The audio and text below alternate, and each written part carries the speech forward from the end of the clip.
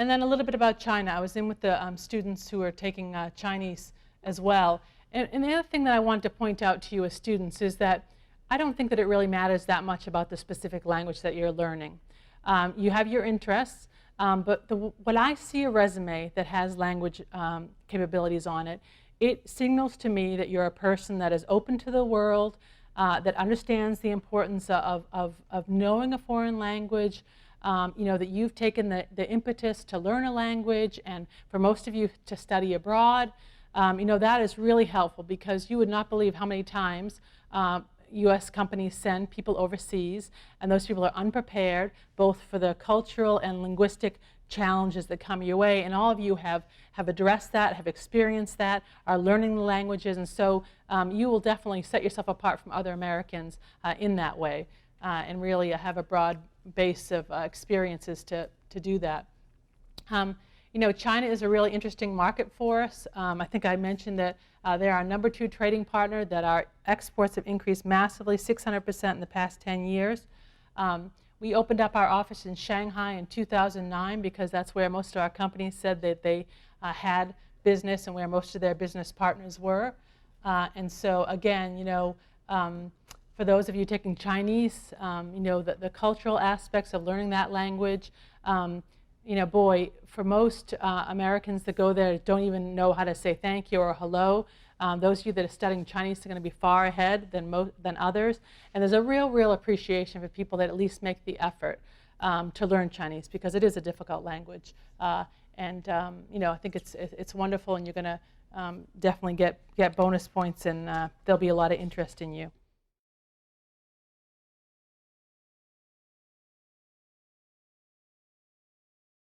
And obviously, another important part of our work is attracting foreign companies into the state. And so the state's been very successful in that realm. And so some of the statistics you'll hear about is that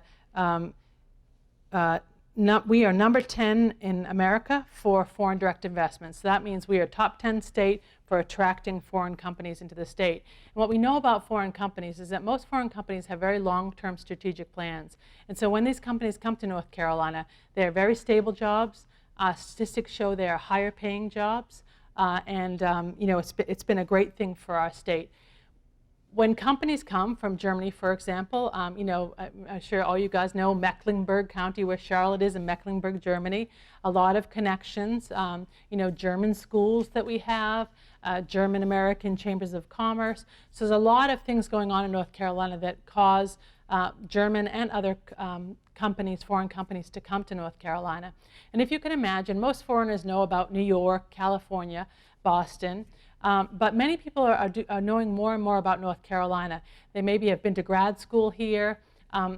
Almost anywhere I go in the world and I say North Carolina, they say, oh, Michael Jordan. I say, yeah, that's right. Any connection to North Carolina, I'll take. And so we've been doing a really great job on attracting these companies in North Carolina. We have a lot of Japanese companies in the state. Eisai, the pharmaceutical manufacturer, Ajinomoto, Aisin AW, which is the company that makes all the Toyota transmissions. It's a really high-tech, advanced manufacturing facility. So, and again, when companies look around at states in the U.S. to come to, they see that North Carolina has a really well-trained workforce, lots of smart kids coming out of college that can be their workforce, a quality of life. So, you know, housing is inexpensive. It's easy to do business, so an ease of doing business in North Carolina you wouldn't find in places like California.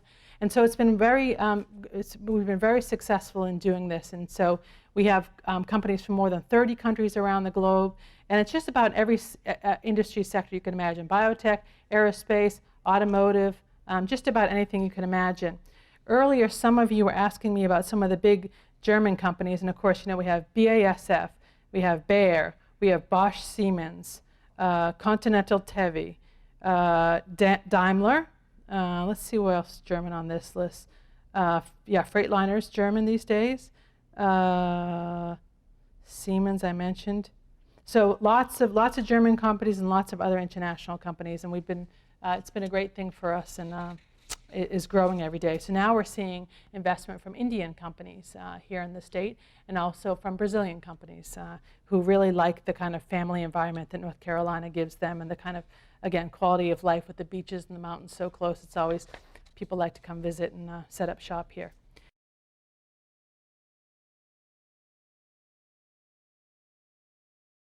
Just to give you a little bit of an idea about my background and how I got into this. So I grew up in Boston, and in a big family. I was youngest of 7, and we all made our own way to college, and I was lucky enough to get a scholarship to go to school in England. And so my parents drove me to a train station outside of Boston with my 2 little bags, and they dropped me off there. They did not wait for the train to come. And so I got on the train with my 2 little bags, and I went to New York and got the cheapest flight I could to London, and stayed overseas for about 8 years. And then the recession was very bad in London. I was working in the United Nations Association as a junior press officer. So the UNA is the group that works to bolster public support for UN programs. And so was living in Europe about 8 years altogether, and decided to come back to the States. And a friend of mine was living here in North Carolina, so I flew London to Miami, drove up and said, this looks good. And so I always assumed that I'd have to be in New York or Boston or DC for an international job. But I started out my career in technology, working for IBM, and have always kind of been in the private sector in the technology field, most recently in pharmaceuticals. And when I had my company, I called the Department of Commerce and said, I'm a small company trying to expand my work overseas. How can you help me?